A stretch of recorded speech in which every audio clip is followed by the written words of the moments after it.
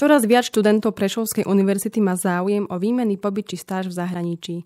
Problémom je väčšinou nepostačujúce finančné pokrytie, ktoré Erasmus zabezpečuje. V tomto prípade majú záujemcovia možnosť požiadať o grant.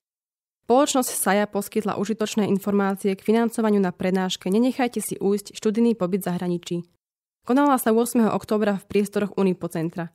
Cieľom tejto akcie bolo informovať študentov, doktorandov a ostatných vyučujúcich o možnostiach financovania pobytov v zahraničí.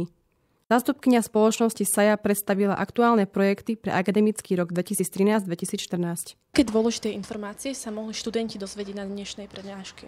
Všetky dôležité informácie o tom, aké sú možnosti štipendií, kde sa dá podávať, do akého termínu, čo všetko potrebujú, aké podklady, aké prílohy ku svojim žiadostiam, aby boli úspešné. Momentálne sú aktuálne Národný štipendijný program do konca októbra, akcia Rakúsko-Slovensko do 15. októbra, program CEPUS do konca októbra, respektíve do konca novembra, čiže to je teraz momentálne.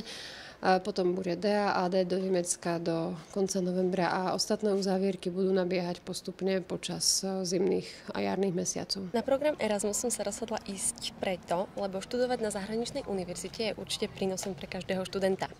Rozhodla som sa ísť do anglického mesta Bolton, ktoré je blízko mesta Manchester, kde sa nachádza Bolton University, na ktorej by som mala študovať v budúcnosti anglickú literatúru. Študujem urgentnú medicínu, urgentnú zdravotnú starostlivosť, čiže ja mám záujem v zahraničí v USA alebo vo Veľkej Británii, v anglicky hovoriacich krajinách, pretože nemčina mi nejak nesedí.